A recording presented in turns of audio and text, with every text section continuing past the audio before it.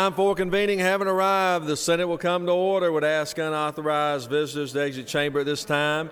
Senate will come to order. Welcome to the 30th day of the legislative session, where crossover day is legendary. Senator from the 53rd is recognized. Indeed, Mr. President. Glad to be here on this beautiful sunny 30th day. The journal's been read and found to be correct. Is there objection to dispensing with the reading of the journal? The reading of the journal is dispensed with. Is there objection to the confirmation of the journal? Chair hears none. Journal is confirmed. All senators having bills and resolutions to introduce, please bring them to the Secretary's desk at this time. First reading and reference of Senate bills and resolutions. Senate Resolution 438 by Senators Hill of the 32nd and others. A resolution proposing an amendment to the Constitution so as to provide for Appropriations. Senate Resolution 444 by Senators Orrock of the 36th and others. A resolution recognizing... Insurance and Labor. Through with the order, Mr. President. First reading and reference of House bills and resolutions.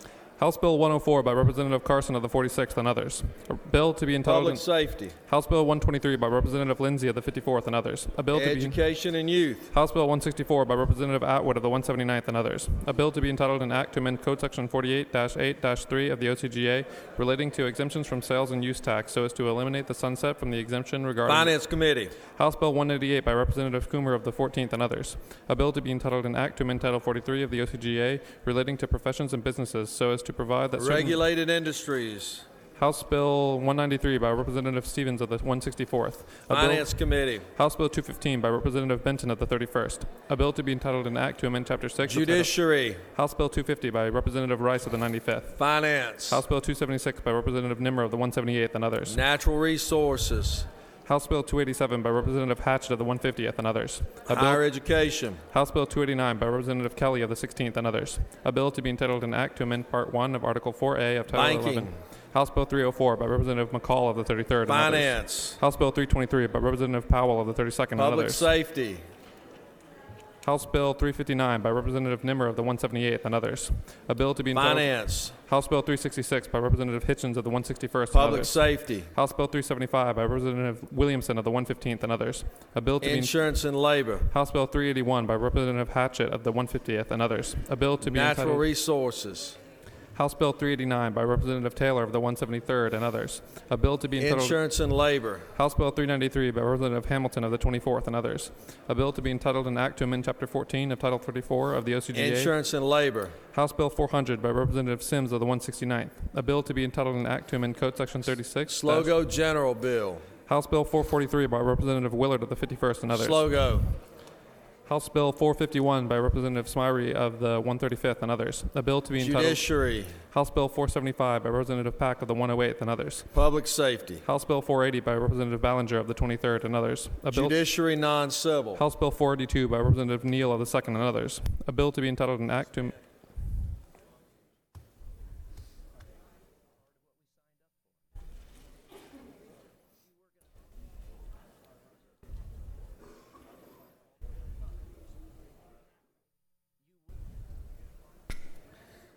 HB 482, Public Safety. House Bill 505 by Representative Powell of the 32nd and others. A bill to be entitled an act... House Bill 508 by Representatives Black of the 174th and others. A bill to be entitled an act to amend an act... Slogo. House Resolution 46 by Representative Holt. Transportation. House Resolution 411 by Representatives Hightower of the 68th and others. Transportation. House Resolution 502 by Representatives Tanner of the 9th and others. Rules. Through with the order, Mr. President. Clerk will read reports of standing committees. Senator from the 30th. Senator from the 30th. Second reading. Mr. President, the Senate State and Local Governmental Committee has had under consideration the following legislation and has instructed me to report the same back to the Senate with the following recommendation. That Senate Bill 222 do pass. That Senate Bill 223 do pass. That House Bill 364 do pass. That House Bill 466 do pass. Respectfully submitted, Senator Ligon of the 3rd, Chairman. Through with the order, Mr. President. It's so easy when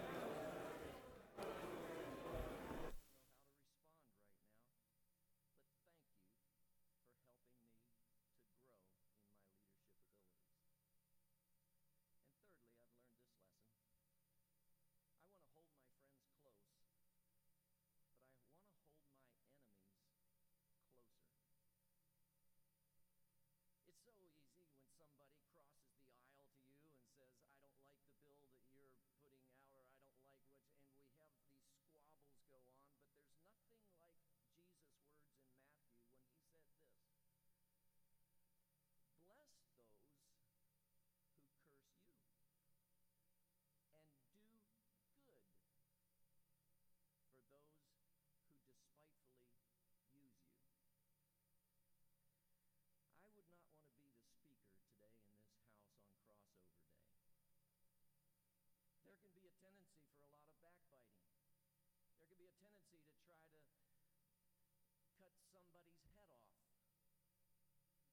them out of the race. To say, you have no right to say that kind of thing to me, or my bill was more important than your bill. Could we respond today like Jesus would respond? And to receive the criticism you'll receive as a result of what you're doing today. And to be able to respond with a Christ-like attitude that says, I've just been cursed. Fortunately, no rocks have come on my head. Maybe. No dust has been thrown on me. But boy, it hurt. But I'm not going to write you off. It's my prayer for this house today that we would find a new way to relate to one another as the Christian community with love and respect and grow through criticism. Will you stand with me, please, and let's pray. Father, we are in this hall today, in this room. Second readers. No second readers. All right.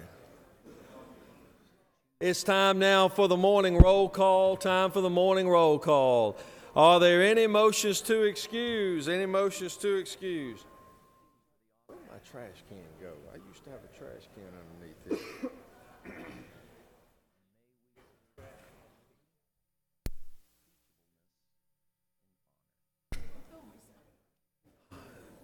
No motions to excuse. I'm sorry. Senator from the 44th is recognized. Thank you very much, Mr. President. I ask for unanimous consent to excuse the senator from the 5th. What? I'm sorry, I didn't catch the number.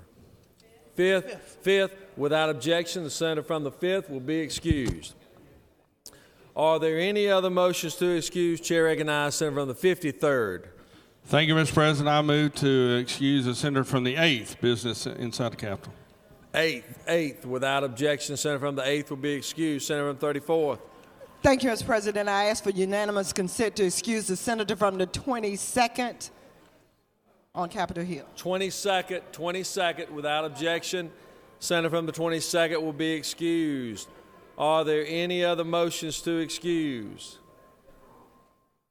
Senator from the 44th is recognized again. I'm sorry, Mr. President. Please give a unanimous consent for the senator from the 43rd. 43rd. Without objection, senator from the 43rd will be excused. Are there any other motions to excuse? Senators, please signify your presence by voting the yea switch. Secretary will unlock the machine.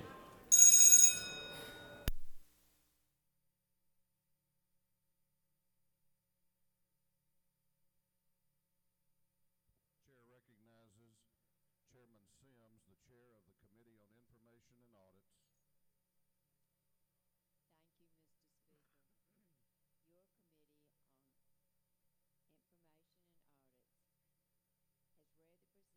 the proceedings of the previous legislative day and found them to be correct. Chairman Sims, the chair of the Committee on Information and Audits, reports that the journal of the previous legislative day has been read and found to be correct. Is there any objection to the confirmation of the journal? The chair hears none, and the journal is confirmed. The clerk will read the resolution establishing the order of business for the day. Mr. O'Neill, the 146 minutes following be established as the order of business during the first part of the period of unanimous consent. Introduction of bills and resolutions. First reading and reference of bills and resolutions. Second reading of bills and resolutions. Reports of standing committees. Third reading and passage, uncontested local bills, morning orders, rules, calendar, privilege resolutions, through the resolution establishing the order of business for this legislative day. Is there any objection to the adoption of the resolution establishing the order of business for the day? The chair hears none, and the resolution is adopted. First reading of bills and resolutions. The clerk will read. House Bill 546, Representative Beverly, the 143rd. Bill being entitled Act Amendment Title 31 relating to general provisions relative to health. It is now time for our morning devotion. Those senators wishing to excuse themselves now would be the time. Would ask unauthorized visitors to exit the chamber at this time. And doorkeepers, prepare the chamber for our morning devotion. It is now my distinct honor to recognize the very distinguished Agriculture Chairman, Senator from the 50th, to lead us in our pledge and introduce our chaplain of the day. Senator. Please join me in the pledge to the American flag. I pledge allegiance to the flag of the United States of America and to the republic for which it stands, one nation, under God, indivisible, with liberty and justice for all. The Georgia flag. I pledge allegiance to the Georgia flag and to the principles for which it stands, wisdom, justice, and moderation. Thank you, Mr. President, members of the Senate. It's an honor for me to introduce our chaplain of the day. Our chaplain of the day is Pastor Mike Franklin. Pastor Mike is a graduate of Lee College, now Lee University. He did some graduate work in L.A. He got a master's at South Alabama and also the Pentecostal Theological Seminary. He has been the lead pastor at the Torch in Demorest, Georgia for the past 12 years. He has been in full-time pastoral ministry for 34 years. He's been married to 30 years to his wife, Connie, who's a school administrator in Habersham County. And he has 3 children, David, Daniel, and Renee. Please join me in welcoming Pastor Mike. What a privilege it is to be with you guys today. I'm so very thankful. Thank you, Senator Wilkinson and Mr. President Cagle. And Senators, I deeply appreciate the responsibility you bear, and I thank you because we, the people, depend upon you. Illich reminds us of a saying that dates back to the Middle Ages, corruptio optimi primissima. The corruption of the best is the worst of all. That saying was foremost in my mind as the author of Derailed, Tim Irwin, he led a discussion on integrity. He challenged us with 2 thoughts. First, he said character must always trump competence. And secondly, he said self-awareness is always necessary because in any failure, there's always the belief of a lie. Tiger Woods' fall from grace is a classic illustration. He publicly stated, I worked so hard all my life, I deserve this lifestyle. Without self-evaluation, we begin to believe a lie, things that simply are not true, we believe.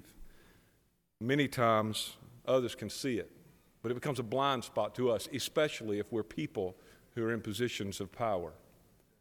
The wisdom of the writings of Proverbs in chapter 4 and verse 23 says, above all else, guard your heart, for it is the wellspring of life. Somehow today I challenge you to guard your heart, your core, the sum of who you are, because out of your core, out of your heart is going to come life or death. Self-awareness is absolutely essential because it affects what we feel, do, and are in the core of our being. So often we allow the groups around us to define who we are. Each group we become a part of somehow defines us. That's why it's so easy for people to be in different places and be different people. And it's true of almost all of us, even you. Like most of the rest of us, at times we tend to be others directed. We change identity when we move from one group to another. In the rural culture, it's much less demonstrable, but when you're a politician, you're with a different group every day. And the more groups that you're with, the more tempted you are to become a person who allows a different set of values to guide you so that you become a different person with each different group. It's kind of how we define ourselves. In Scripture, Jesus confronted a man in the hills of Gadara. It's in Mark chapter 5, and he asked the question, who are you? The man responded, I am Legion, for we are many. I read that and I think sometimes that that's the way we are. Perhaps we're with so many different groups that we become legion with many different personas. And in that context, we have to think about integrity. Integrity is to be consistent despite the group you're with, to know who you are regardless of who it is that's impacting your life. Often young people will say, "She's not who I married. I was conned." You know what my answer to them is? You sure were. And you did the same thing to him. Because when we're dating, what we do is we construct a person, and that person's not really us. And that person caters to every need of that person we're dating because we're trying to catch them. But when we get them, things change. The real issue is this. What do you do when the real person stands up? After you peel away all of the socially constructed identities that govern your life, I ask you this question: what is left in you? What's at the core? When you peel away all of those onion skins, many times nothing's left for us, because the only way you can have something at the core is to make a commitment to be someone or something. You have to make a commitment that determines every other commitment. Who you are is waiting to be created through the commitments you make. Without commitments, you will never really maintain that true integrity of a self-identity. You don't discover who you are, you define who you are by the commitments you make. You don't discover who you are, you create who you are by the commitments you make. You're who you want to be. So the question I ask you this morning is, who do you want to be? Because you're going to define who you are by the core commitments you make inside your life. Today on Crossover Day, who you are is going to show up. The core commitments are eventually going to come out. From my perspective, I would challenge you to commit to the authority of the Word of God so you can stop conning yourself. So you can make a decision about who you really want to be, and you can remain firm to a commitment that determines all the other commitments you make. My challenge is to challenge you to live in harmony with the requirements Christ makes of you in the now. He is the way, He is the truth, and He is the life. And if you come to a point of letting that be in your core, you'll walk in life. I challenge you to quit chasing that which is not real. I challenge you to demonstrate true integrity, because we, the people of this state, we depend on you to demonstrate true integrity. Shall we pray?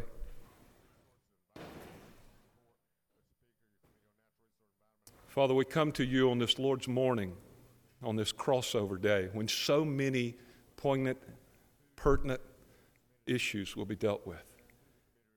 We seek you for direction, for wisdom, for guidance. Lord, we take seriously the responsibility that now lies before us. And Father, as leaders in this culture, we know that we are challenged to demonstrate the integrity that allows us to act with values that guide us. God, with the temptations to compromise on so many hands, and lead these senators in this place, lead this lieutenant governor to be men and women of integrity. God, use them for the good of your kingdom and for the building of lives around them, and may they honor you in all things today. God, may they be challenged to their core so that they can demonstrate life. God, every decision grant grace and wisdom and anointing for us to be what you have called us to be, for us to do what you have called us to do. Guide our footsteps this day, in Jesus' name. Amen.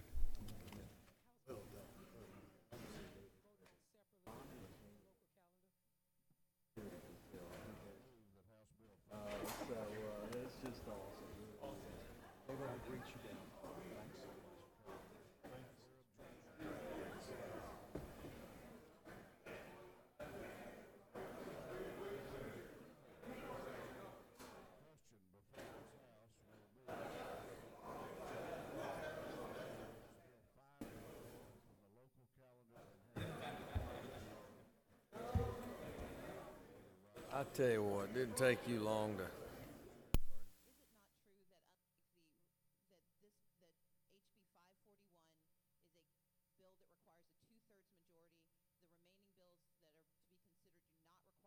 require such a high threshold, and that is why we're asking that that bill be moved to be considered separately? I don't know your motive, but House Bill 541 does require a constitutional majority. Thank you, sir. What purpose does Representative Bell rise? She waves. What purpose does the majority caucus whip, Representative Lindsay, rise? Thank you, Mr. Speaker. Is it not true that the purpose of trying to separate this bill out is for certain elements within this body to violate a long-held rule in terms of supporting local legislation being offered by local delegations, and that those of us who wish to preserve the long-standing rule regarding showing deference to local legislation offered by local delegations should vote no on this motion to remove from the local calendar. If the gentleman so states, and we're not going to debate this, I'm going to recognize one more member. Chair recognizes, well, I'm sorry, for what purpose does Representative Flood rise? Parliamentary inquiry, Mr. Speaker. State your inquiry. Mr. Speaker, isn't it true that we have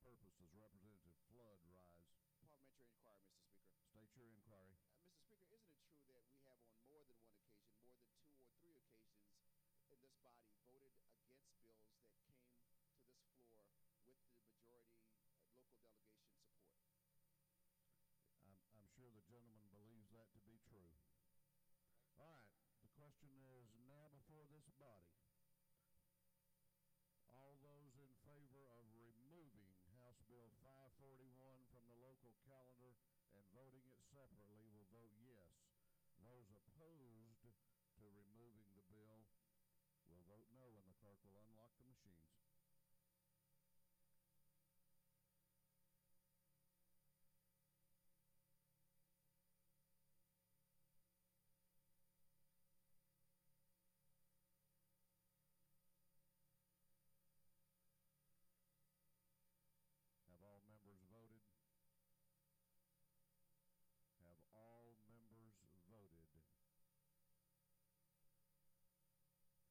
If so, the clerk will lock the machines on the lady's motion that House Bill 541 be removed from the local calendar and voted separately. The ayes are 53, the nays are 106. The motion has failed. We will now vote on the local calendar.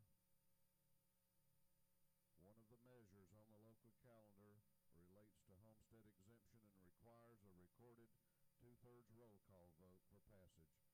If there's no objection, now we will vote on the local calendar as a whole with a recorded vote. Hearing none, it is so ordered. What purpose does Representative Thomas rise? A parliamentary inquiry.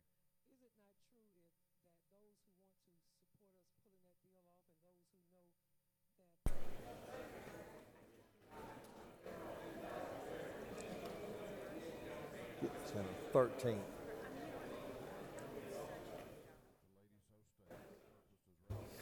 Chair recognizes Senator from the 13th to recognize a very special guest we have in the gallery.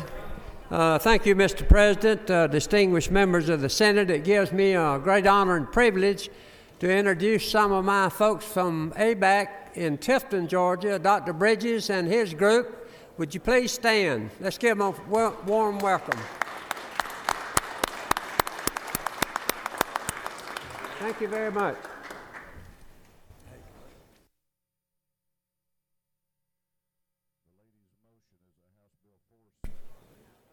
Are there any unanimous consents? Does any senator wish to rise on a point of personal privilege?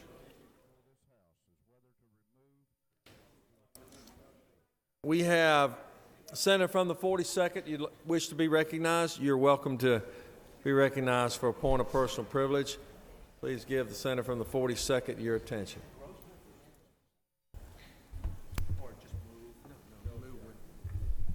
Thank you, Mr. President. I just wanted to recognize a group of students who are here in the gallery, who are a remarkable group that grilled me yesterday on the most difficult questions that we're facing, and I was honored to be there. I'm glad they're here today from Druid Hills High School and New Horizons, and I appreciate them and just wanted to say hello.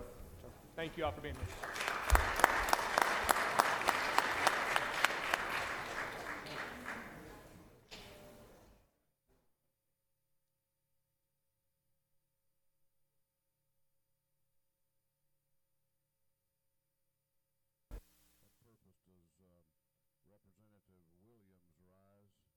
Chair recognizes Senator from the 33rd.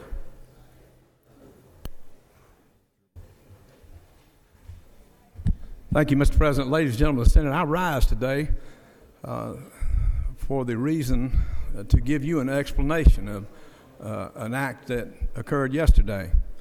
I don't know what was missing within my mind, but I told the Chairman of Appropriations the same story 3 times, and I missed 2 votes by simply sitting there watching, looking out the window.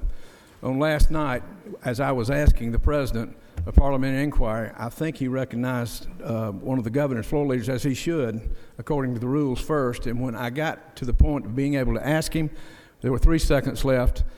He answered my question with 0 seconds left, and 2 people came over to me and said, "Did you know you didn't vote?" Well, that was a tough bill, and I just want to tell you, I would have voted in the affirmative. I didn't want anybody to think that I ran, because I don't run. Might lose, but I don't run. And I just wanted to share that with you and know that I didn't mean to insult anybody's intelligence yesterday. Thank you. I can attest the senator from the 33rd never runs from a bill, probably never even runs on a treadmill, but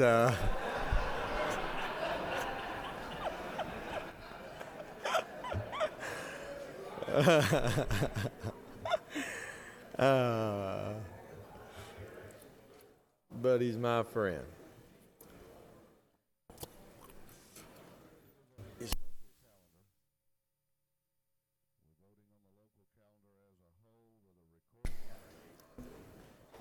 The Secretary will read the Senate consent calendar for joint resolutions, and then I'll recognize the senator from the 41st. Secretary will read. Senate Resolution 245, U.S. Congress request to adopt a resolution proposing a balanced budget amendment. Senate Resolution 267, U.S. Army Corps of Engineers urged to close the noise cut in the Satilla River system. Senate Resolution 348, Georgia Program Integrity Joint Study Committee, create. Senate Resolution 371, U.S. Congress make renewed application to call for a convention for purpose of proposing an amendment to the U.S. Constitution. Through with the order, Mr. President. Chair recognizes Senator from the 41st. Mr. President, I move to withdraw Senate Resolution 371 from the Senate consent calendar for joint resolutions and vote on it separately.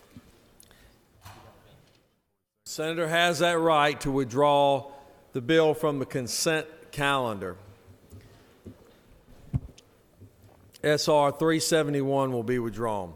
Question is on the consent calendar for joint resolutions. Is there objection to agree in the Porter Committee which favorable passage of the adoption of the resolutions on the consent calendar? Chair hears none. The question is on the adoption of the resolutions. All those in favor will vote aye. Those opposed, no, and the Secretary will unlock the machine.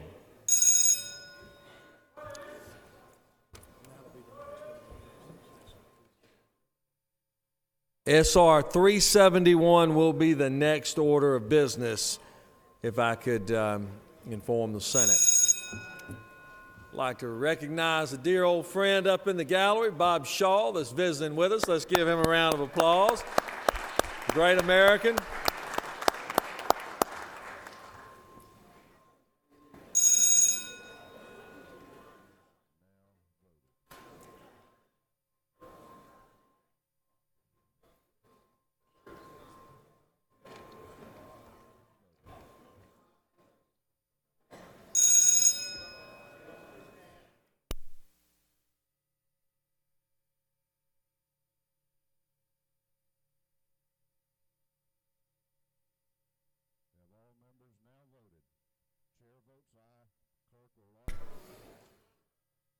On the passage of the consent calendar for joint resolutions, the yeas are 46 and the nays are 5, and these bills having received requisite constitutional majority are therefore adopted. Chair recognizes Senator from the 46 to present SR 371.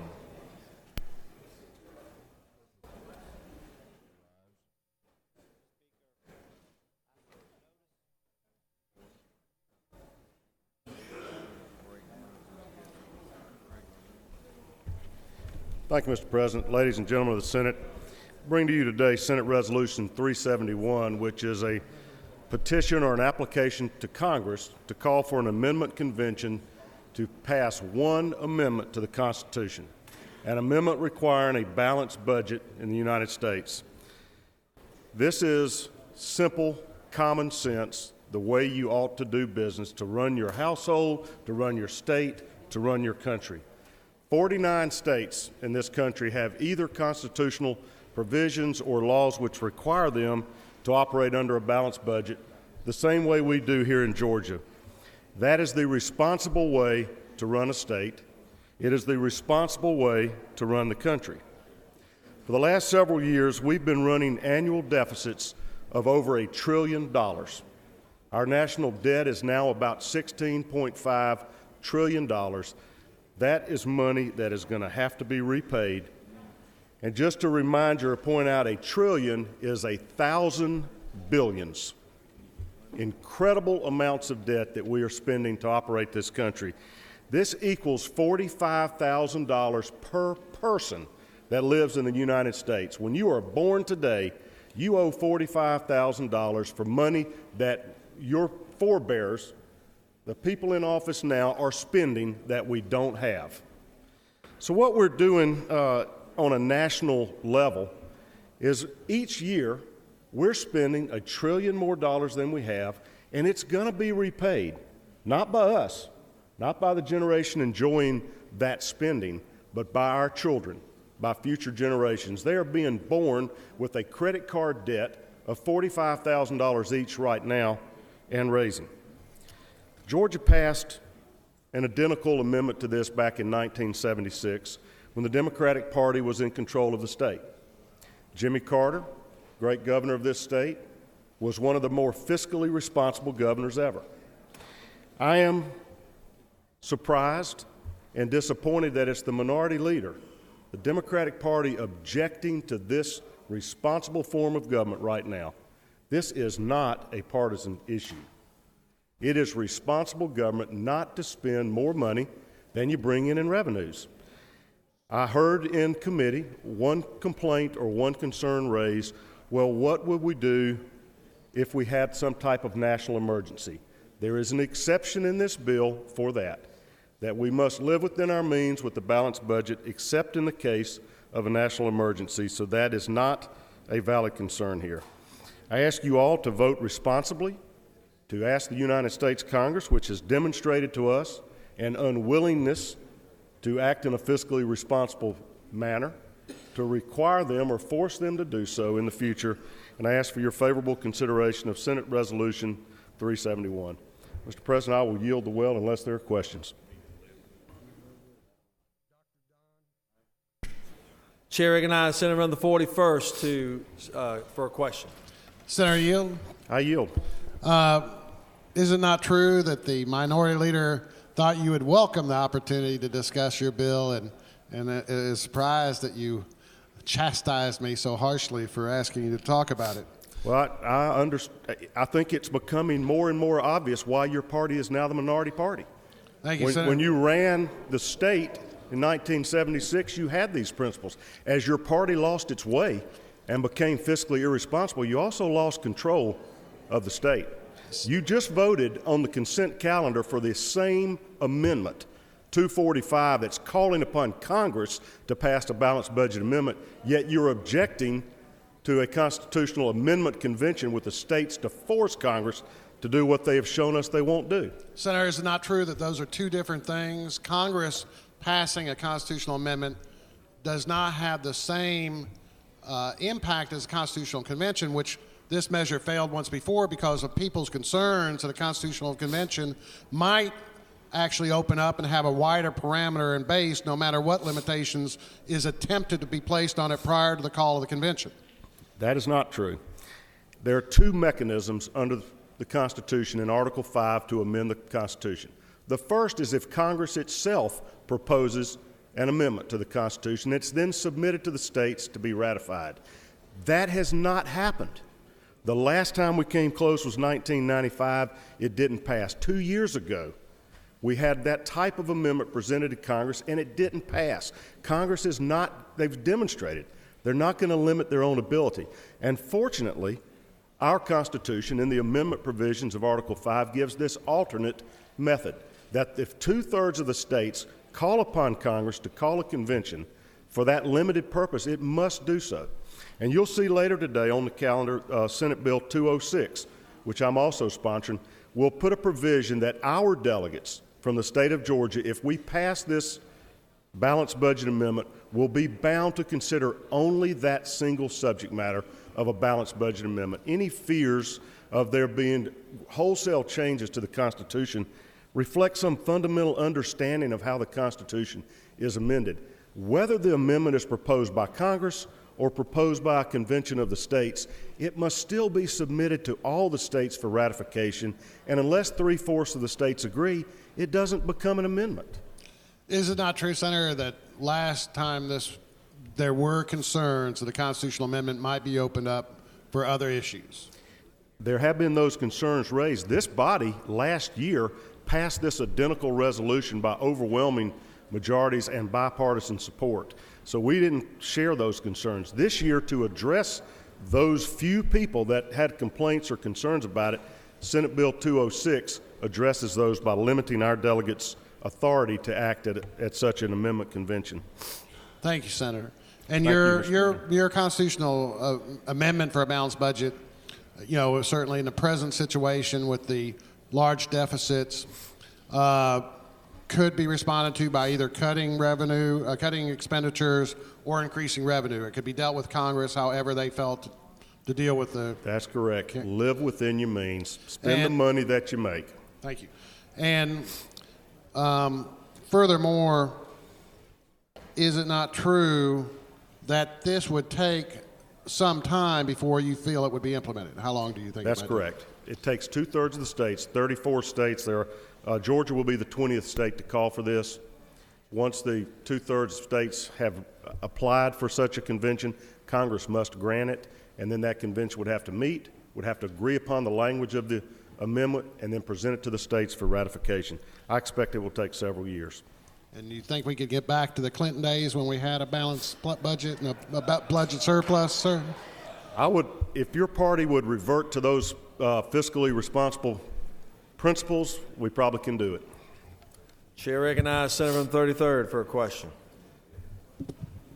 Senator Yield. I yield. Senator, isn't it true that since you brought a little partisanship up, I just want to ask you, isn't it true that government's grown more than since you folks took over than in all the time the Georgia Democrats held the executive chair? You talking about the state government or the federal? I'm talking about the state government. I'm not certain on that. I know that we've gone from a $21 billion budget, went down to $16 billion in my 6 years of service, and now is slowly growing back. But I do know this much. We haven't spent more than we brought in tax revenues, and we're not creating state debt to pass on to our children.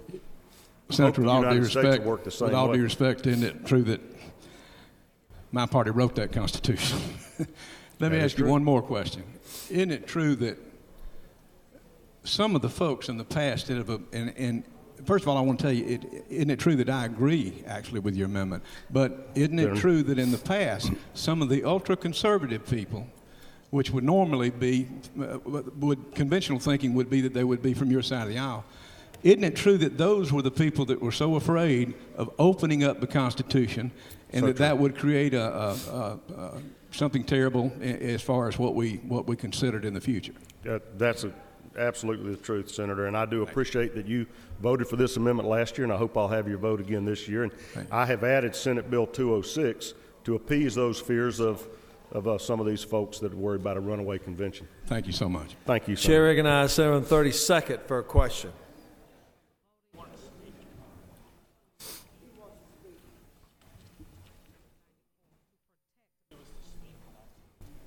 want to speak to it, not 30. Oh, okay. No further questions, Senator. Thank you. Chair recognizes Senator from the 19th. Speak to the resolution.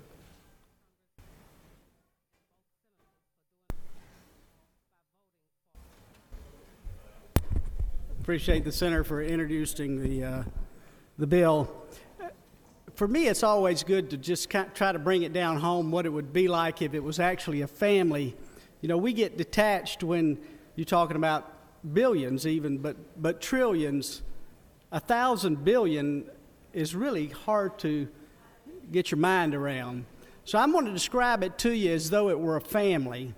And you think about if you were a family making $21,700. Now, the average household income in my district is about $40,000. And some of you all may be higher, some lower. But let's say you're making $21,700 per household, and you go out this year and spend $38,200, which means you already out of budget by almost half. Then you go out and you put $16,500 in new debt on your credit card. Now you take it in 20, you already spent 38, and then you put 16 more on your credit card. Well, your credit card balance is $142,000.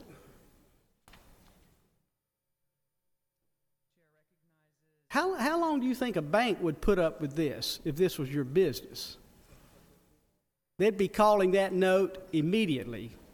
The problem is the Chinese are holding the note. And you decide, let's say you decide, I'm going to fix my problem. So you cut $385 out of your budget. Listen, I'm going to go it one more time. You're making $21,000. You spend $38,000. You put $16,000 more on the credit card that already has a balance of $142,000, and you're going to do good this year. You're going to cut $380 out of your budget. Well, that's exactly the way the federal government is operating, and the one thing that can possibly save us, because they're not going to fix the problem. You see what they're doing with sequestration, which is just cutting growth. They're going to do nothing about it unless we as states force them to do something about it, and that's what this bill does. Thank you, Mr. President. I yield well. Thank you, Senator. Chair recognizes Senator from the 32nd speak to the bill. Distinguished Finance Chairman.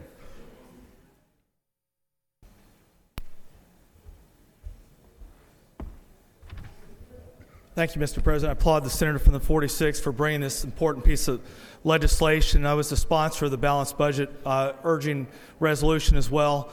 We know here that the states have, since the beginning of this country, always had the right to speak up. And then, in fact, our federal government's authority has only been delegated to the national government by the people through by the states through the people, we the people. I believe that the national debt, this growing national debt, is the biggest threat to our national security. Our national debt is the biggest threat to personal freedoms for us and for our children, and this national debt is the biggest threat to the American dream. And if we don't get our arms around this and recognize the authority and the right, the delegated authority for the states to speak up in this way under the Article 5 of the United States Constitution, then woe is us. And so I applaud this measure, this resolution. I'm proud to be a co-sponsor, and I urge that you all also vote in favor of it. Thank you very much. Thank you, Senator. Any other member wishing to speak for this resolution? Be a good resolution to speak on. Does any other senator wish to speak for or against the resolution? Chairs none. Board of Committees agreed to. Shall the main question be now put? Are there objections? Chairs none. Main question is ordered. All those in favor of the resolution will vote aye. Those opposed, no. Secretary will unlock the machine. Like to welcome our favorite former state senator, Don Thomas, that's with us here. We appreciate Dr. Don. It's always great to have him here. He was on the floor and he already broke a Senate rule, just like he always used to do, voting the senator's machine.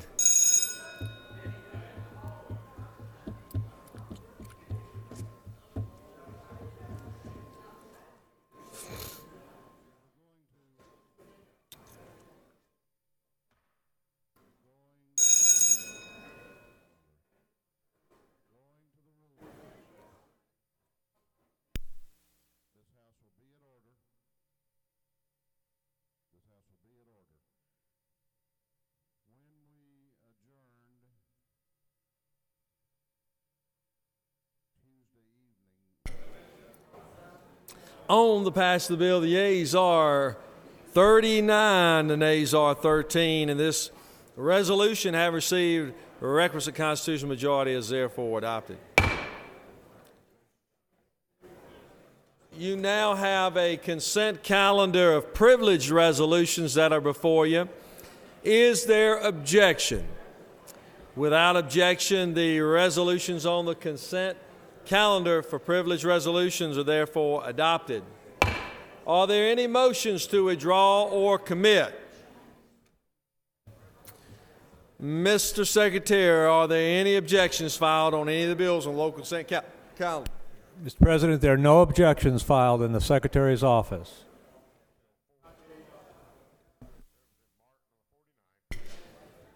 Is there objection to agree in the report of committee on the state and local governmental operations which fail passage the bills on the state and local governmental calendar, local consent calendar?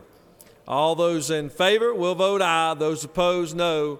Secretary will unlock the machine. Local consent calendar.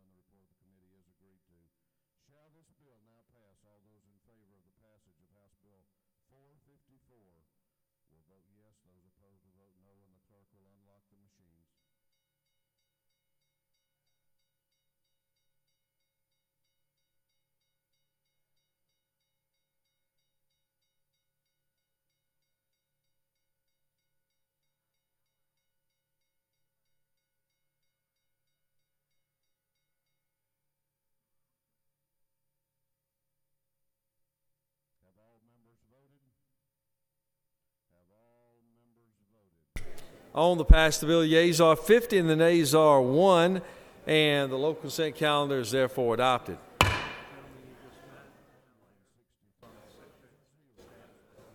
Oh, really? How about you move right here?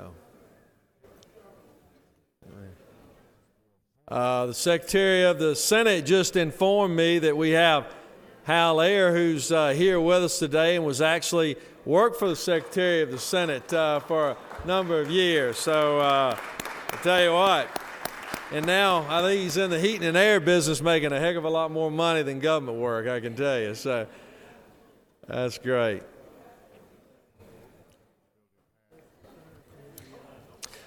Chair recognizes the distinguished President Pro Tem for a motion. Consent to engross Senate Bill 92. Senators moved on engrossment of SB 92. Is there objection? There is objection. All those in favor of the engrossment of SB 92 will vote aye. Those opposed, no. And the Secretary will unlock the machine. It's a taxation bill.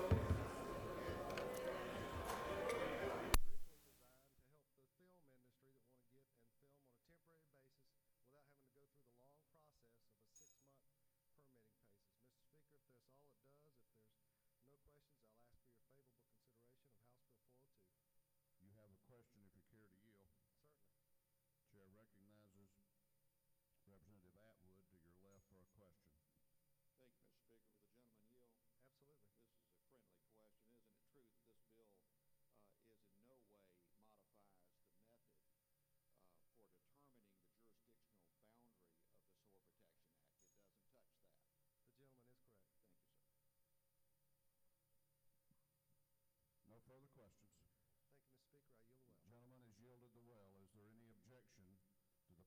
question being ordered on House Bill 402? The chair hears none. The previous question is ordered. Is there any objection to adopting the committee substitute? The chair hears none.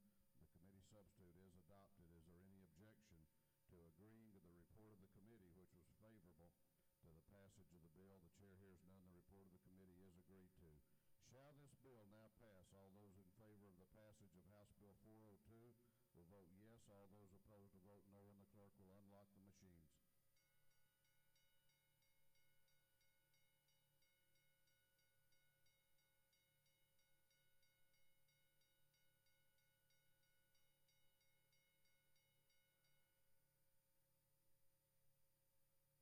Have all members voted? Have all members voted? If so, the clerk will lock the machines on the passage. Well, we have back, we always recognize our doctor of the day, but the Senate only has truly one doctor of the day, and that is the great former Senator Don Thomas. And to introduce our very special guest and our doctor of the day, I call upon Senator from the 54th, who has big shoes to fill. Thank you, Mr. President. Dr. Don always tells me they're size 8s, but I just tell him the footprints are much bigger than that. Don Thomas needs no introduction to the Senate of Georgia. He started medical practice in 1960 and continues to see patients today in our home community in Dalton and Whitfield County. He is a public servant of the first order, both in elected office, having served on the Whitfield County School Board for several years before coming to this body as a senator for 14 years. You all know and recognize the impact of what he's meant in Atlanta. In our community, his reach in civil service and community service goes far beyond just those elected positions. A devout Gideon, Rotarian, and just about everywhere else, his home church, very active. I don't know that he ever sleeps, but he always takes care of his people. And this past September, we had a loss of Miss Imogene, and she is waiting on him, hopefully for a long time on the other side. But we are very glad to have him as our doctor of the day, and I'll welcome him to address us all.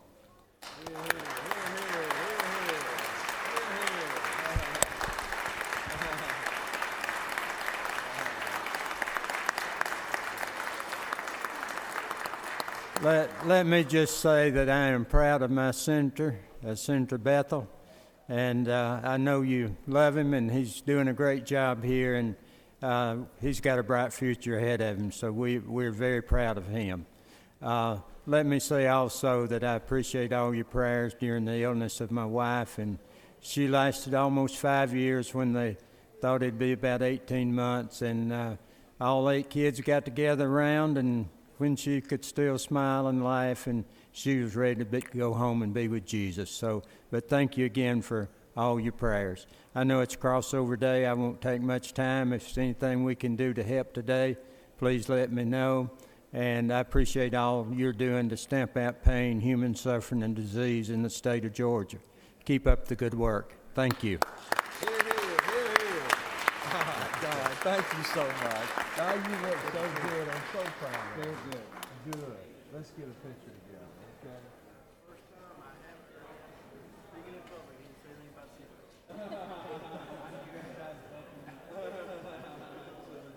Yeah, that's right. Oh, yeah. Yeah. I'm a prime example. Yeah, put it on. Yeah. Gotta get closer.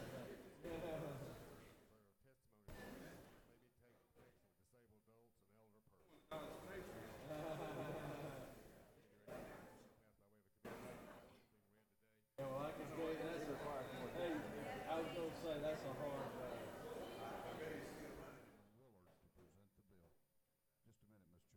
Well, he's got his work cut out. Take care of it.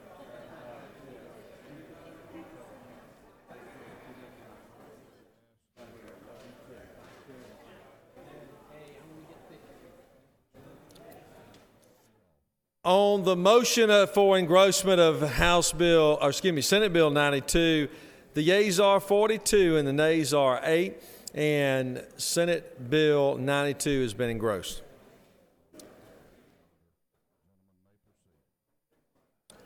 Senator from the 19th, what purpose you rise? Parliamentary inquiry, Mr. President. State your inquiry. Mr. President, isn't it true that when you go out to eat in a restaurant and you don't have that smoke all in that restaurant, you can thank Don Thomas for that? That is a true statement. That is a true statement. No one fought harder for that. Not to mention that all of you have to buckle up in your pickup trucks because of him too. I could rattle off a long list of freedoms that have been taken away from us.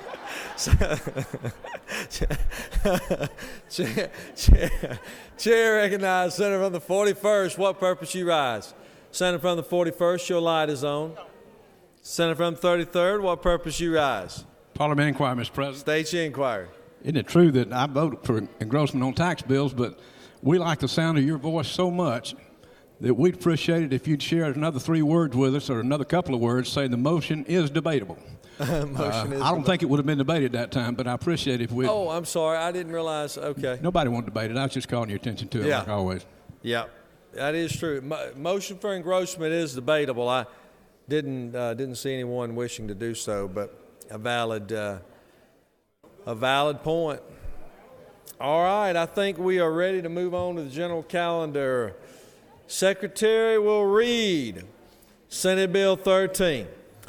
Senate Bill 13 by Senator Carter, the first. A bill to be entitled an act to amend Chapter 26 of Title 43 of the OCGA relating to nurses so as to require mandatory reporting for nurses and for other purposes. The Senate Committee on Health and Human Services recommends that this bill do pass by substitute. The Senate Health and Human Services Committee offers the following substitute to Senate Bill 13. A bill to be entitled an act to amend Chapter 26 of Title 43 of the OCGA relating to nurses so as to require mandatory reporting for nurses and for other purposes. Through with the order, Mr. President. Chair recognizes the distinguished senator from the first great state of Chatham.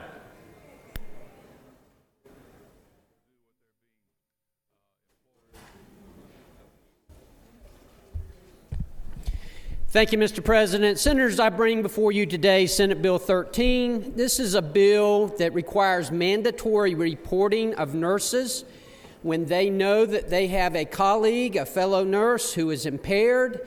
They are required to report that to the State Board of Nursing. So often what we find is that especially employers will just fire someone and be done with it, and then quite often they'll end up working right down the street or in the same area just a few weeks later. We want to prevent that from happening. This simply requires them to report it when they are aware of it. Mr. President, if there are any questions, I'll yield the will. There are no questions, Senator. Thank you, Mr. President.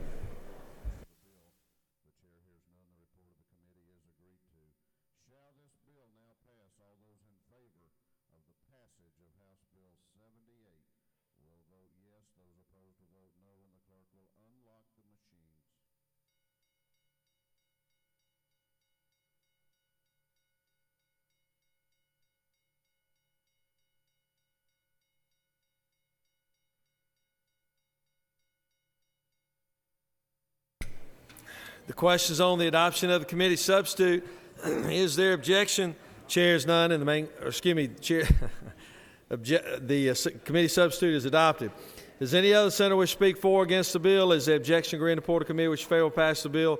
Chair is none. Report of committee is agreed to. Shall the main question be now put? Are there any objections? Chair is none. The main question is ordered. Shall this bill now pass? Questions on the pass of the bill. All those in favor of the bill vote aye. Those opposed no. Secretary unlock the machine.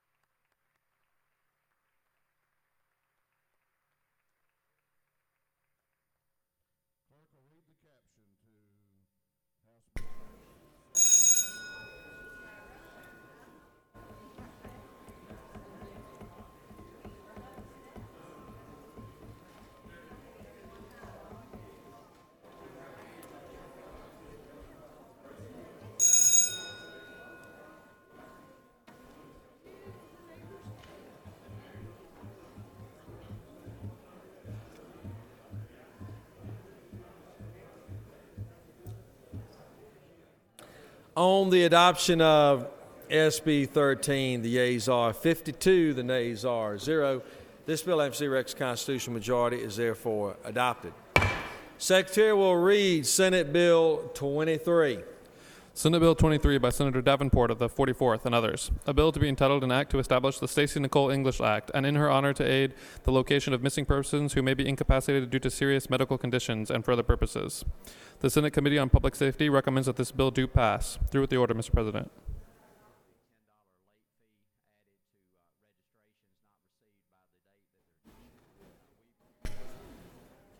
Chair recognizes the senator from the 44th to present the bill.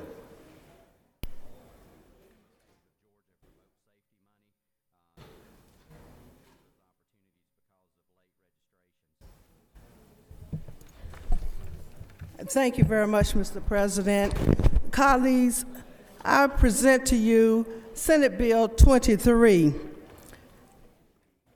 And basically, this is an act, it's called the Stacey Nicole English Act. First, it prohibits minimum waiting periods for initiating a missing persons report, one that where a person might be incapacitated due to a serious medical condition. And then, two, it authorizes a statewide endangered persons advisory based on a missing person's severe medical condition. Law enforcement has indicated that the more information you have, then that helps the investigation of finding a missing person. So one of the third thing is, and one of the important things is the registration of motor vehicles that will provide an alternate telephone number or contact number at the time of the vehicle application registration. Stacey Nicole English, if we'll look here at section 1, was a wonderful person. And Stacey went missing right after Christmas in 2011. Her car was found by law enforcement with the keys in the car and the car running. And law enforcement did everything that they were supposed to do with the information they had. They went to her condo up in Buckhead, tried to find her. She was not home because she was missing, and she had a severe medical condition.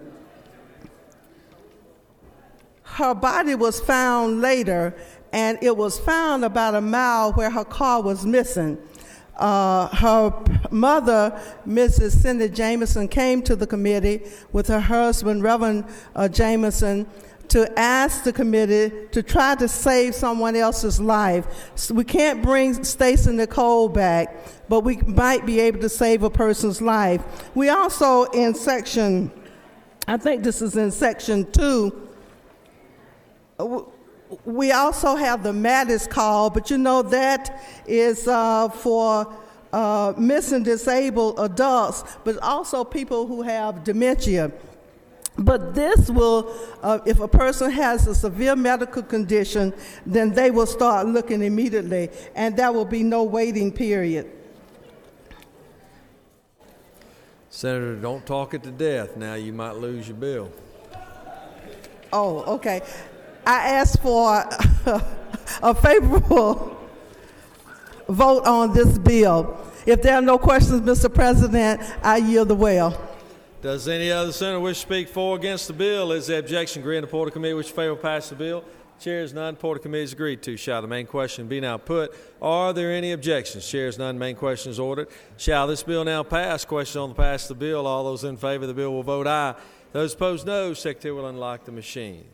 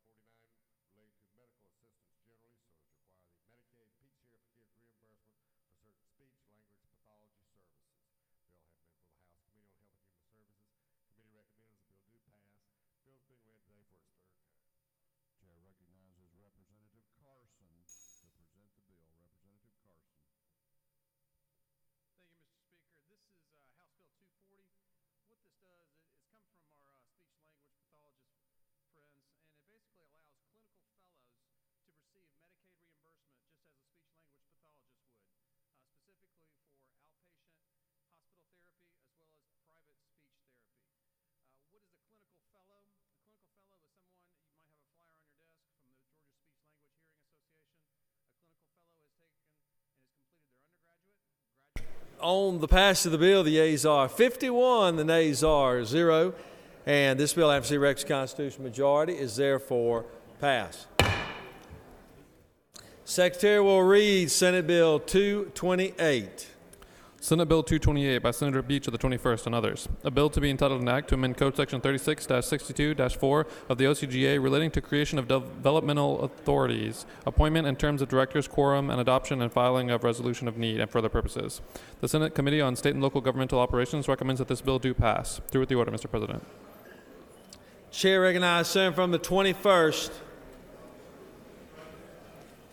President, I move to table.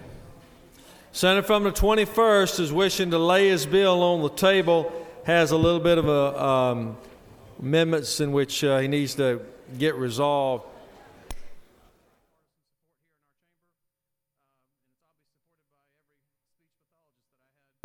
The senator has the right, obviously, to move today in order to keep the bill alive, move it off the table. He's got some amendments he wishes to do. Is there objection to laying Senate Bill 228 on the table? Without objection, Senate Bill 228 will be laid on the table. Secretary will read Senate Bill 62. Senate Bill 62 by Senator Hill of the 32nd and others. A bill to be entitled an act to amend Chapter 8 of Title 31 of the OCGA relating to care and protection of indigent and elderly patients so as to establish the federal and state-funded health care financing programs overview committee and for other purposes. The Senate Committee on Health and Human Services recommends that this bill do pass. Through with the order, Mr. President. Chair recognizes the senator from the 32nd, distinguished finance chairman.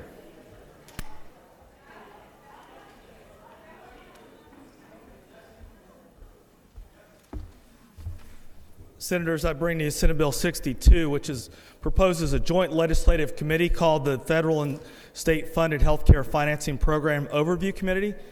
Essentially, it's a legislative overview committee similar to the other overview committees that are currently in existence to enable the legislature to regularly meet with the Department of Community Health and to become a more active resource for them, in essence, a partner to explore innovative ways to improve and modify agency programs and help cut costs. The appointees would be designated through the legislation, the Health, Finance, and Appropriations Chairman in the Senate, as well as their counterparts in the House, an appointee by the Lieutenant Governor and the Speaker. And we had a near supermajority of senators co-sponsoring the legislation. If there are no questions, Mr. President, I'll yield the well.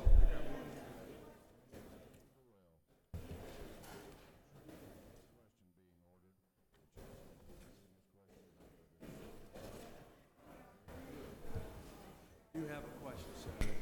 Chair recognizes Senator from the 33rd for a question. Senator Yield? Yes, I do. Senator, isn't it true that we don't have oversight over the federal government, that federal law and regulation supersedes state law? Isn't that not true? It's not true that federal law supersedes state law. It's a decision at the end of the day by the United States Supreme Court in a balancing between federal and state interests. And 4 or 5 times in recent history, the U.S. Supreme Court has found that federal law does not supersede, but this program is designed to allow us in the legislature to partner with our health department and to look at these programs that are coming through, not by us, but also by the federal government to partner. I understand. Will you further yield? Yes, I will. Can you tell me how many times the courts have found in favor of the federal government? Sorry? How many times the courts have found in favor of the federal government? I have only lived 53 years, so I'm not sure, but there's a number of times they found in favor of the federal government, and 4 or 5 times in recent history we found against that. So this measure is constitutional, and I would. Senator, is it not true? I'm not asking about the constitutionality of it. I'm saying by all practical purpose, federal law supersedes state law. Now let me ask you, wouldn't a better name for this thing have been the liaison committee rather than the overview committee? I'd accept a friendly amendment as a liaison committee, but what the intent is as I just stated. Senator, thank you very much. I just maybe advise you as you go through the process over in the House, maybe to think about that, because it might be the best thing to do. Thank you very much. We could change it along the way if the legislature so chose, and thank you very much for your support. No further questions, Senator. Oh, I'm sorry, there is a question. I apologize. Late arriving question by the Senator from 36, if you wish to yield. For my honorable colleague, my friend, yes, I'll yield. Thank you, Senator. I was curious as to whether there's a need for a fiscal note on this bill. On line 37, you speak of the committee employing staff members and securing services of independent accountants, engineers, and consultants. No, there's not a requirement for a fiscal note. In fact, most have estimated the first savings we identified would more than pay for the program on an annual, much less normally per decade basis. But isn't it true this oversight would simply identify savings? It does not have the power to act to change the budget. So there's not going to be an actual change in revenues and expenditures from the oversight function of this committee. But there will be an expenditure if you go to hiring consultants and engineers and accountants and such as that. The committee is an overview, not an oversight committee. We wanted to make that clear. And the intent is for the committee to come back and make annual and regular reports to the legislature, at which point the legislature could decide to take action or not. And with that, I know we got a long calendar today, and I'll yield the well. Thank you. Thank you, Senator. Does any other senator wish to speak for or against the bill? Is there objection agreed to Report of Committee which favor pass the bill? Chairs none. Report of Committee is agreed to. Shall the main question be now put? Are there any objections? Chairs none. Main question is ordered. Shall this bill now pass? Questions on the passage of the bill. All those in favor of the bill will vote aye. Those opposed no. Secretary will unlock the machine.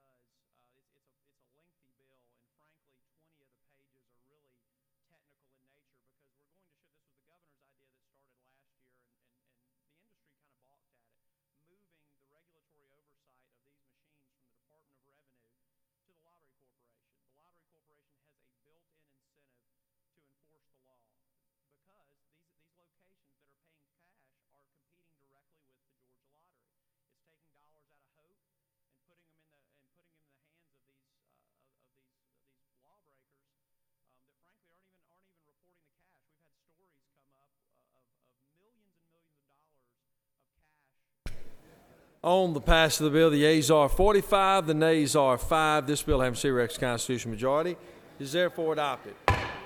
Secretary will read Senate Bill 165. Senate Bill 165 by Senator McCoon of the 29th and others. A bill to be entitled an act to amend Code Section 15-2-6-2 of the OCGA relating to the number of Superior Court judges for each judicial circuit, to amend an act entitled an act to amend Code Section 15-6-2 of the OCGA and for other purposes. The Senate Committee on Judiciary recommends that this bill do pass by substitute. The Senate Committee on Judiciary offers the following substitute to Senate Bill 165. A bill to be entitled an act to amend Code Section 15-6-2 of the OCGA relating to the number of Superior Court judges for each judicial circuit, so as to provide for an additional judge of the Chattahoochee Judicial Circuit and the Oconee Judicial Circuit and for other purposes. Through with the order, Mr. President.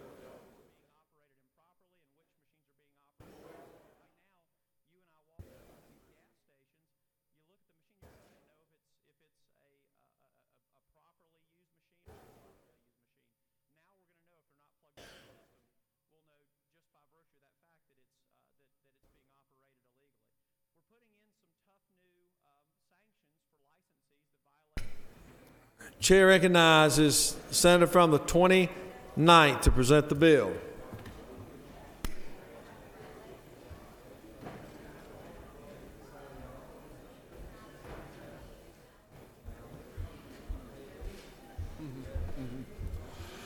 Thank you, Mr. President. It's my privilege to present to the Senate today Senate Bill 165.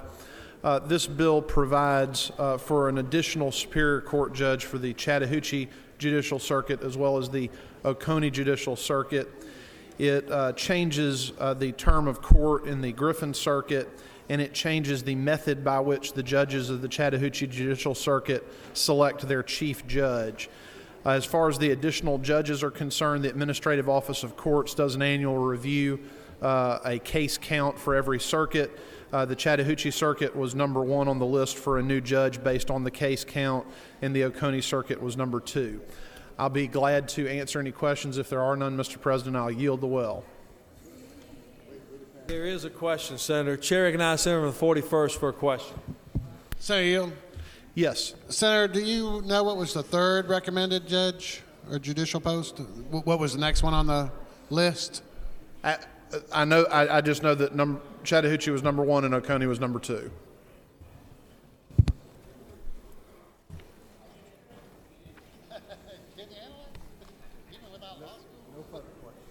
Thank you. Questions on the adoption of the committee substitute. Is there objection? Without objection, committee substitute is adopted. Does any other senator wish to speak for or against the bill? Is there objection? Agreed. Report of committee which fail to pass the bill. Chairs none. Report of committee is agreed to. Shall the main question be now put? Are there any objections? The chairs none. Main question is ordered. Shall this bill now pass? Questions on the pass of the bill. All of those in favor of the bill will vote aye. Those opposed, no. And the secretary will unlock the machine.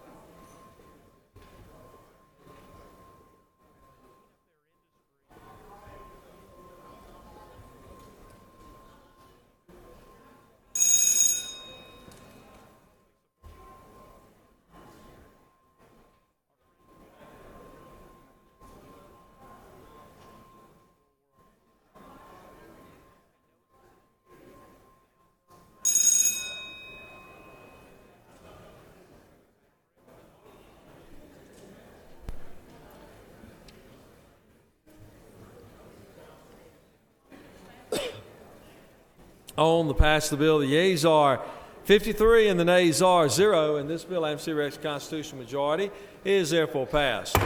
Secretary will read Senate Bill 170. Senate Bill 170 by Senator Hill of the 32nd. A bill to be entitled an act to amend Chapter 9 of Title 16 of the OCGA relating to forgery and fraudulent practices so as to add medical identity fraud to the provisions relating to identity fraud and for other purposes. The Senate Committee on Judiciary and Non-Civil recommends that this bill do pass. Through with the order, Mr. President. Chair recognizes the distinguished senator from the 32nd again.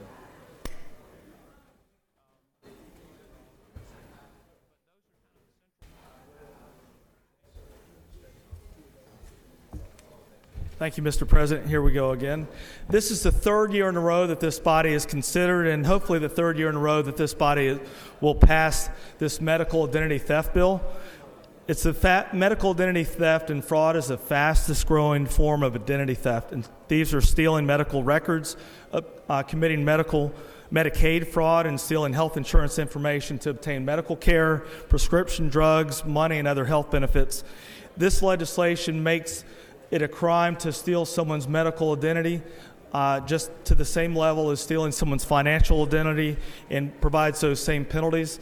I believe we passed it out of here a few times unanimously, and I commend Senate Bill 170 to you in that regard. Chair recognizes Senator from the 15th for a question. Thank you, Mr. President. Senator Yield. Yes, I do. Senator, let me commend you for this great bill. I think it's a growing problem in America as well. Is it true that we passed this bill before, or a bill dealing with the general subject of identity theft, and that's not inclusive to the medical as well as the... That's correct, and what's happened, just some quick history, is 2 years ago when it passed, it became the vehicle for the Speaker's legislation, which became known as the Chuck E. Cheese bill because of a similar title. And then last year, the governor vetoed that measure. Last year I introduced this again, we passed it to the House, and it became a similar vehicle. So maybe third time's a charm. Thank you. I'll yield the well, Mr. President. That bad old speaker. Can't believe he would try to, that bad old speaker, doing that to you, Chuck E. Cheese. I like pizza. Does any other senator wish to speak for or against the bill? Is there objection? Agree in the report of committee. Which favor pass the bill? Chairs none. Report of committee is agreed to. Shall the main question be now put? Are there any objections? Chairs none. Main question is ordered. Shall this bill now pass? Questions on the pass of the bill. All those in favor of the bill will vote aye. Those opposed, no. Secretary will unlock the machine.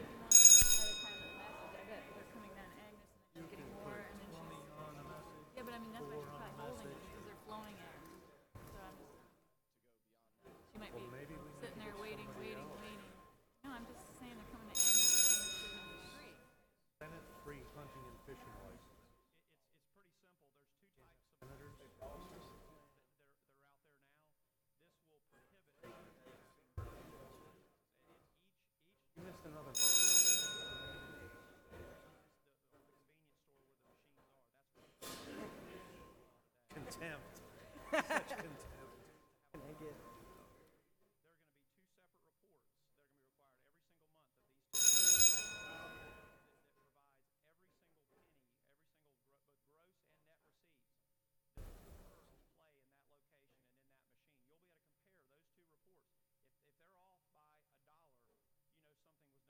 We're not going to do it right.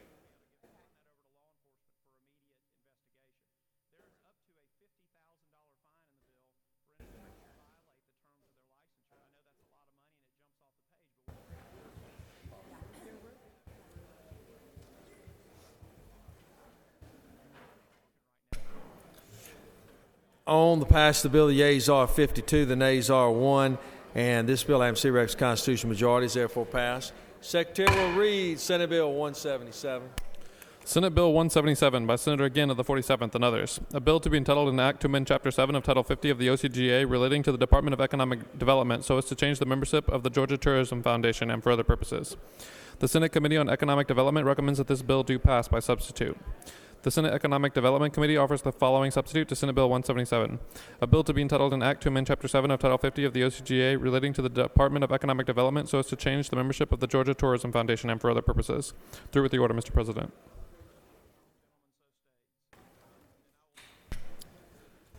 Chair recognizes the distinguished Economic Development Chairman, the Senator from the 47th. Present the bill.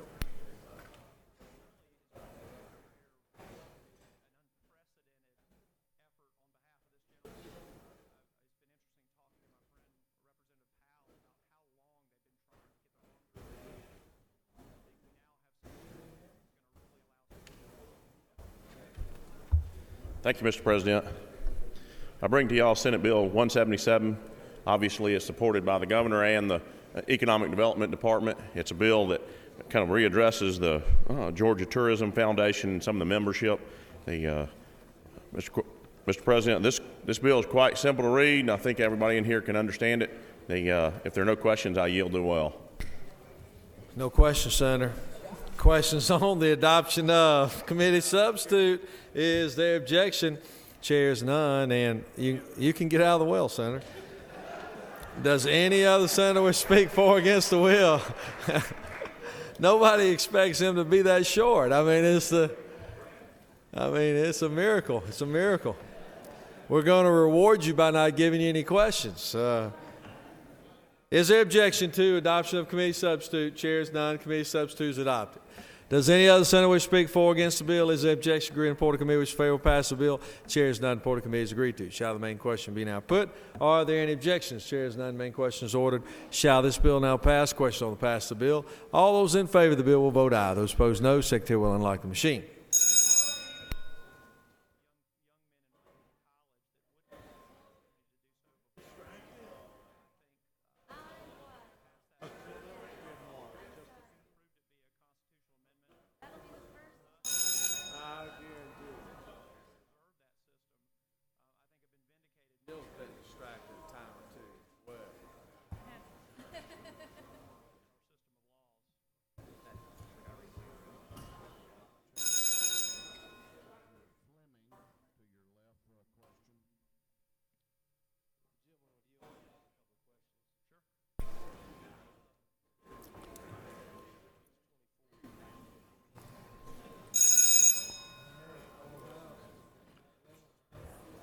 Just for planning purposes, if I could let the Senate know at 12 o'clock we will break for lunch. Rules Committee will meet to set the calendar for when we come back into legislative session on Monday, taking up House bills, of course. On the passage of the bill, the yeas are 55, the nays are 0. This bill, having C-Rex constitutional majority, is therefore adopted. Secretary will read Senate Bill 187. Senate Bill 187 by Senator Hill of the 32nd. A bill to be entitled an act to amend Code Section 50-36-1 of the OCGA relating to requirements, procedures, and conditions for verification of lawful presence within the United States and for other purposes. The Senate Committee on Judiciary recommends that this bill do pass. Through with the order, Mr. President. Chair recognizes Senator from the 32nd again to present the bill.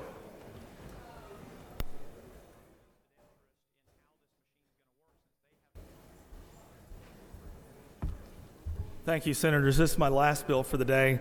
It's always very rewarding when our constituents bring concerns to us and we can address those and impact Georgia law to bring really beneficial solutions to our constituents. So beginning next year, the Georgia Student Finance Commission has confirmed that they will require annual income tax returns from our students in order for them to maintain Hope Scholarship eligibility. Numerous parents from across my district have asked me to stop this practice for confidentiality reasons, for other reasons that it's not a needs-based scholarship, it's a merit-based scholarship. Parents' income should not be a precondition for Hope. Georgia residency is already being confirmed today. So this measure deals with the eligibility requirements for the Hope Scholarship. For the last several years, the Board of Regents confirms that the legal residency of recipients of the Hope Scholarship are determined as a precondition for students receiving this scholastic scholarship. And with the passage of this recent legislation, that has been going on. What happened, though, a year or two ago is the new legislation looking at residency and eligibility related to professional licenses, etc., has now caused the Student Financing Commission to now require these annual income tax returns for our Hope scholars. This doesn't apply to the Hope Grant and other programs, and those eligibility requirements are already being maintained and assured for eligibility. And with that, Mr. President, I yield the well, unless there are no questions. Chair recognizes Senator from the 41st for a question. Senator Yield? I do. Senator, so you're making the ability to set regulations as opposed to policies. And you were stating those regulations would be probably focused on ascertaining residency?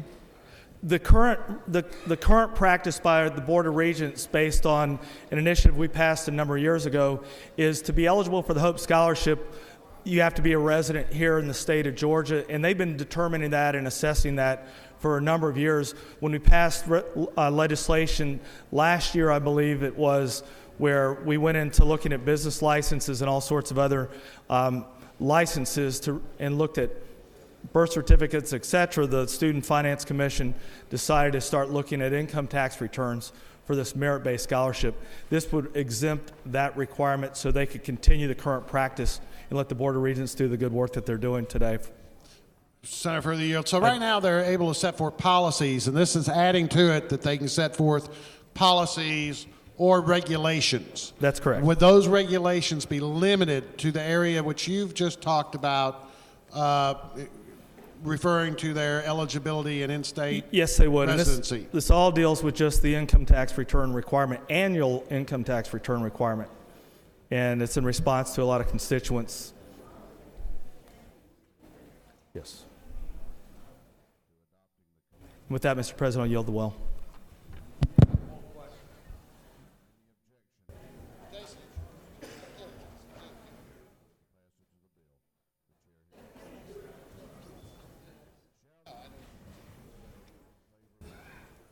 Senator from the 42nd, you wish to ask a question. Do you yield, Senator, for another question? Nope, he yields. He yields the well. Senator from the 33rd, what purpose you rise? You wish to speak? You are recognized to do so.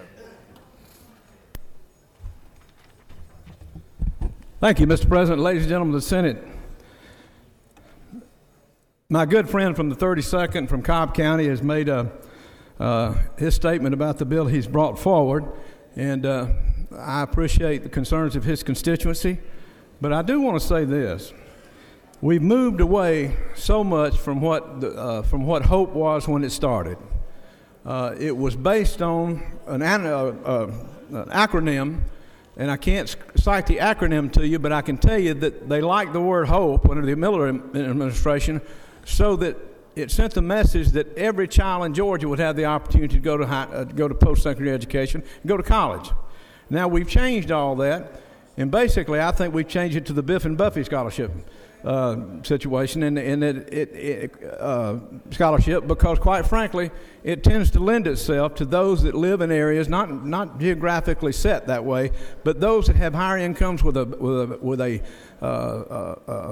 overwhelming base of PTSA support, and that are able to actually, I think, provide more care so that these students carry a higher grade point average. It's just the facts. My fear has always been that this would create an exodus to some degree in the rural school systems, and that we would get into what we have called just resegregation by having people making exoduses from the system. I would tell you that the need-based should never be forgotten in this. Now, I know y'all talked about this as merit-based. It's a merit-based. It's a merit-based. But I remember Dale Miller saying, I don't want there to be any child in Georgia that will not have hope, that can't afford college. It was all based about affording college and not being able to be an A-plus student. Quite frankly, there just aren't. All of us just aren't that fortunate, certainly including me. But I would say to you that need-based never needs to be forgotten. When my child went to school, hope was in place, but her first year at the University of Georgia, I wouldn't claim it. Because even though her mother and I have not been together, I didn't want to create an atmosphere where it looked as though I were escaping the income requirement, which at that time was $65,000. Then we moved it to $100,000. Now we did away with it. I ask you, who's going to suffer from that? I think it's going to be kids that don't have the large PTSAs, that don't have the undergirding, that don't have the business community that helps to fund these schools, and they're going to be able to carry a higher grade point average, and the needs of the family and the need-based situation is going to be forgotten.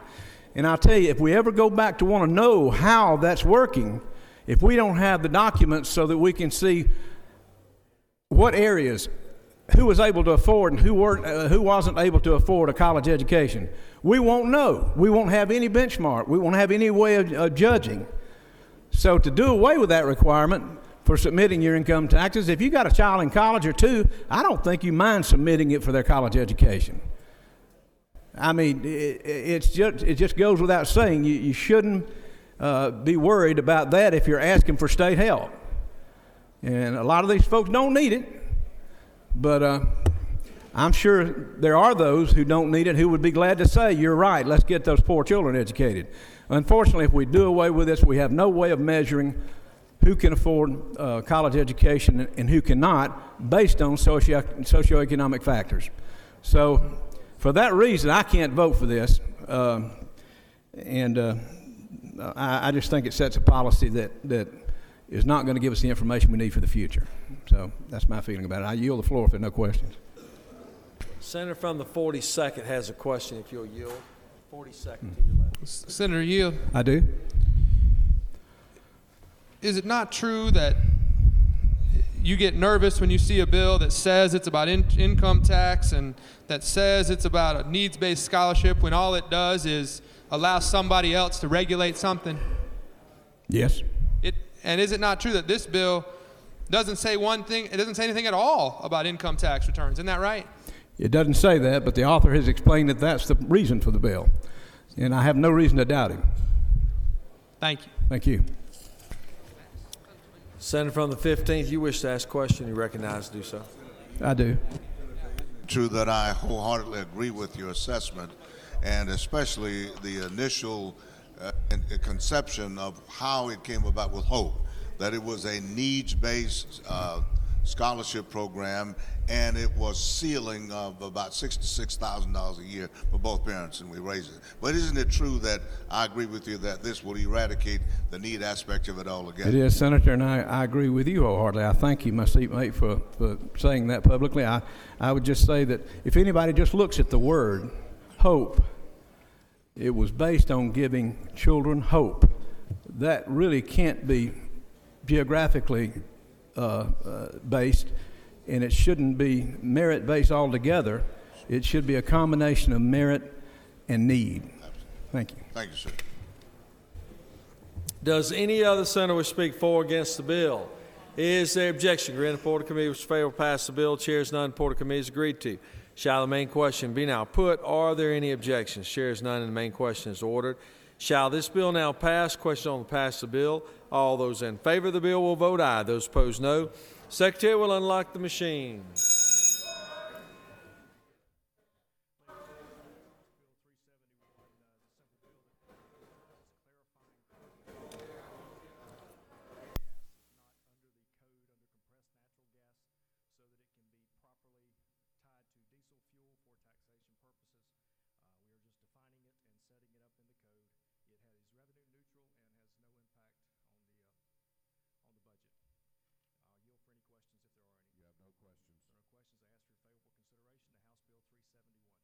Gentleman has yielded the well. Is there any objection to the previous question being ordered? The chair hears none. The previous question is ordered. Is there any objection to adopting the committee substitute? The chair hears none. The committee substitute is adopted. Is there any objection to agreeing to the report of the committee, which was favorable to the passage of the bill? The chair hears none. The report of the committee is agreed to. Shall this bill now pass? All those in favor of the passage of House Bill 370? On the passage of the bill, the yeas are 39 and the nays are 16, and this bill, MC Rex constitutional majority, is therefore adopted. The Secretary will read Senate Bill 189. Senate Bill 189 by Senator Miller, the 40th, and others. A bill to be entitled an act to amend Article 2 of Chapter 4 of Title 20 of the OCGA relating to technical and adult education so as to permit proprietary institutions of higher education to participate in establishing college and career academies and for other purposes. The Senate Committee on Education and Youth recommends that this bill do pass. Through with the order, Mr. President. Chair recognizes the distinguished senator from the 40th to present the bill.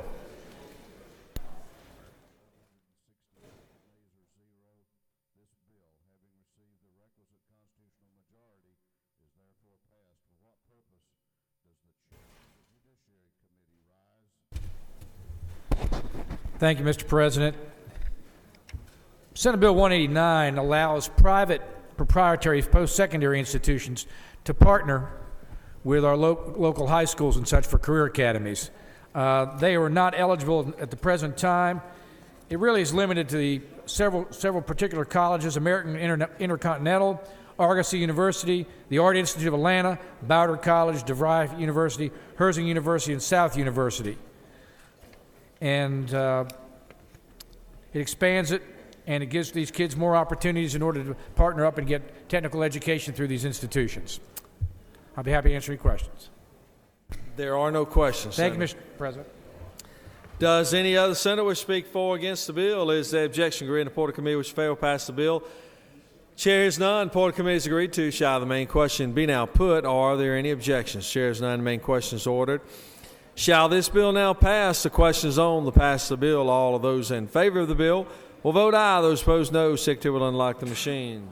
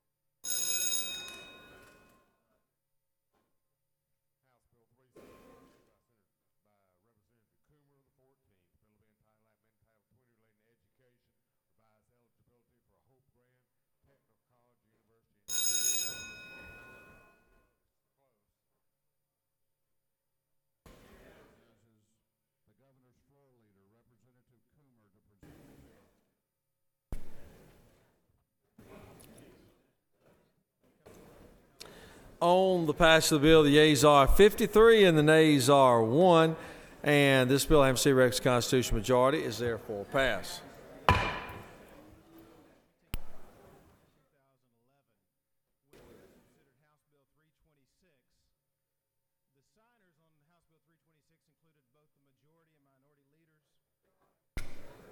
Secretary will read Senate Bill 206. Senate Bill 206 by Senator Cowsill to the 46th and others. A bill to be entitled an Act to amend Chapter 6 of Title 28 of the OCGA relating to interstate cooperation so as to provide for delegations from the state of Georgia to certain conventions called by the Congress of the United States for proposing amendments to the Constitution of the United States and for other purposes. The Senate Committee on Rules recommends that this bill do pass. Through with the order, Mr. President.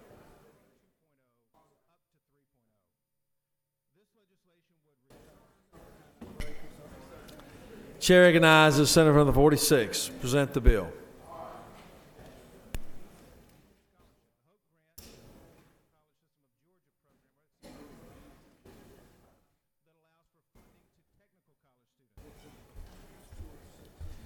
Thank you, Mr. President. Ladies and gentlemen of the Senate, this is what's referred to as the Delegate Limitation Act. I referred to it earlier as we were passing Senate Resolution 371, calling for a balanced budget amendment. This sets forth the procedures for appointing the delegates from the state of Georgia to an amendment convention, provides that the Speaker of the House shall appoint 2, the Lieutenant Governor shall appoint 2, and the Governor shall appoint 2 delegates. Those 6 delegates will then select a 7th and final delegate. That will be the delegation for the state of Georgia to that amendment convention. It includes an oath here that they agree they will only consider or vote on a subject matter of a balanced budget amendment at such a convention, and if they violate that oath in any way and consider other subject matters, they can be recalled and replaced with delegates that will follow the wishes of the General Assembly. It also allows us as a General Assembly to give instructions to our delegates via a resolution that they will be obligated to follow the instructions that we give so that we can be certain that our delegates are following the will of the Georgia General Assembly. I would think that this would address the concerns that the senator from the 33rd raised earlier, that some people fear that an amendment convention could get out of hand and consider other amendments other than those suggested by the state through our Resolution 371. This keeps some control on those delegates to make sure that they are not allowed to address any other subject matters other than a balanced budget amendment. I would ask for your favorable consideration, and otherwise, Mr. President, I'll yield the will unless there are any questions. No questions, Senator. Thank you. Does any other senator wish to speak for or against the bill? Is there objection? Agree on the report of committee which failed to pass the bill. Chair is none. Report of committee is agreed to. Shall the main question be now put? Are there any objections? The chair is none. Main question is ordered. Shall this bill now pass? Question is on the pass of the bill. All those in favor of the bill will vote aye. Those opposed, no. Secretary, unlock the machine.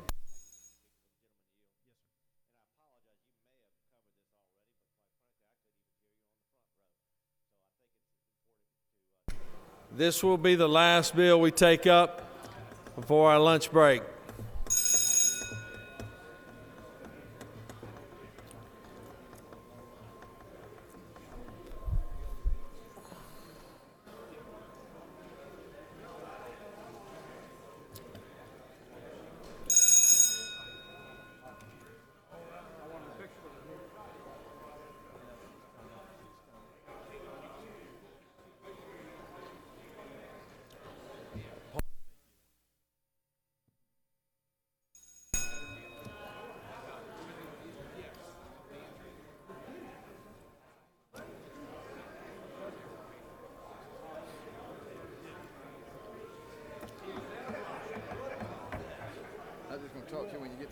Yeah. All right, yeah. On the pass of the bill, the yeas are 45, the nays are 8. This bill, I am Rex constitutional majority, is therefore adopted. The Senate will stand at ease until 1:15. Rules Committee will be meeting in room 450 immediately. Make your way, the Rules Committee, along with the chairman, to room 450 to conduct the business of the day.